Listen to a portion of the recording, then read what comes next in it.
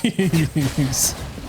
All right, so here he is, maxed Wriothesley, level 90, of course. R5 cash flow supervision, 96% normal attack damage increase, 84% charge attack damage increase, 16% attack speed. I've built him the best I can. His set is slightly different from God mode. We raised some more plumes and flowers. Overall stats are at 50 crit rate, 250 crit damage. I think that's a pretty good ratio there. We'll have nearly 90% with all stacks. 2300 attack, stats looking pretty good. At C6, his kit becomes a lot more focused around his charged attacks once you have a reboot. The C6 just sounds absolutely insane. The 10 crit rate, 80 crit damage attached to it is absolutely the smaller part of this. It's really the extra 100% damage. It just that doubles it alone. Triple Crowned, 13, 10, 13. This boy is literally as maxed as humanly possible, except maybe having better artifacts, but what can you do? I haven't really thought about which teams he should be utilizing at C6, if I'm honest. We are going to try him fully solo because I think he is a very solo capable unit as well, like Nuvalet. And now it's kind of cool because I have something to compare it to. I do kind of want to first see what kind of melts we can do. If we can see some like 500,000 total, that'd be so cool. I mean, if we would just specifically try and max his charge attack damage, we'd probably need like Shinha and Kazuha. Outside of that, I don't even know.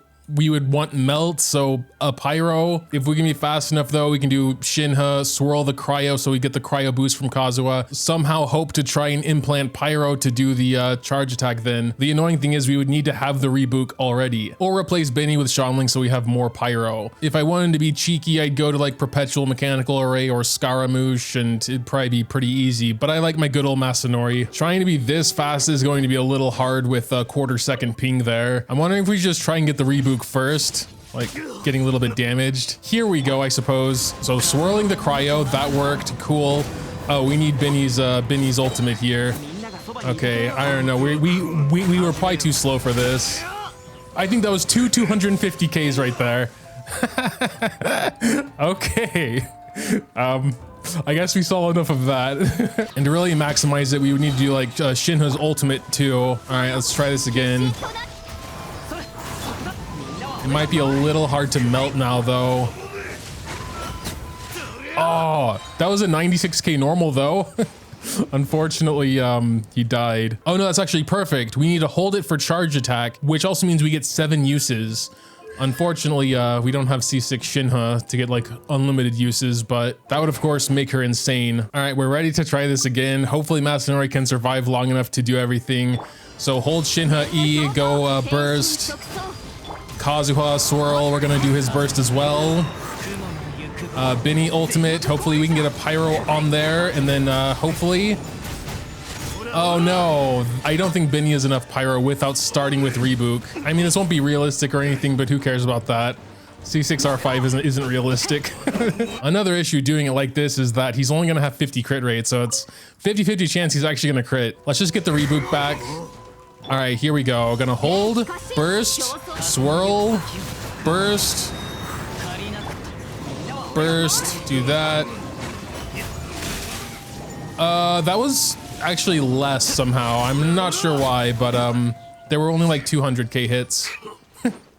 Only 200k hits, can you believe that? So I was originally gonna leave it there, but while editing I saw that we had over 400k hit without even melting, so there is obviously quite a bit of room for improvement here. We are gonna be trying this same burn melt team just for reference to at least start off with. This is very consistent with melts. Starting with Nikita's burst and then E, and then we can do Benny burst and then Shanling here. The ping is kind of messing me up a little bit, but all right, here we go.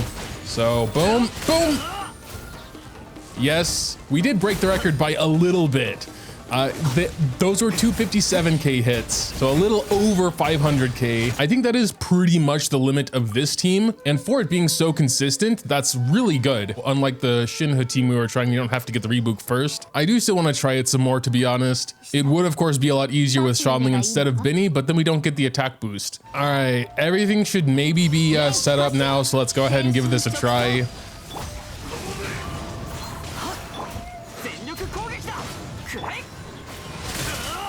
Yes, that was a 329k hit now. I'm not even totally sure if that was a 329k. It's a little hard to see, but yes, that is indeed 660k. The other number is just directly behind the first number, but they are the same. I am definitely satisfied with this hit. There is definitely more possible because we didn't have any of his like HP increase decrease stacks from his weapon, like almost 100% normal and charge attack damage boost here, his 30% attack from talent. So we are going to swap out Benny for Shodling and see if it's worth it. This would of course also make it so that we don't have to, you know, start with his rebook, and that makes it super awkward anyway. I need to make sure we actually have enough Shinha procs. Wriothesley does 6 instances of damage with the full normal attack combo. That would barely work getting the charge attack with Shinha's 7 trigger quotas.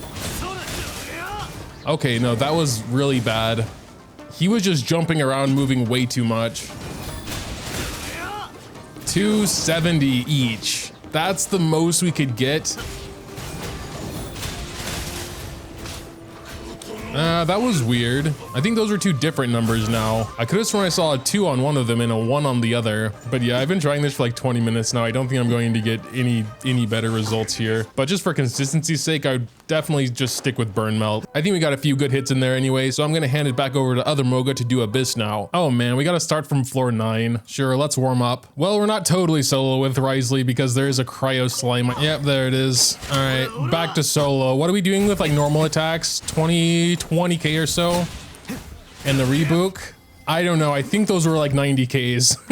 All right, let's see what we can do here. Okay, we should have a rebook now. 82K. Floor 10 second half, we should be able to solo pretty easily. It shouldn't be too big of a deal. All right, let's see here. Charge attack.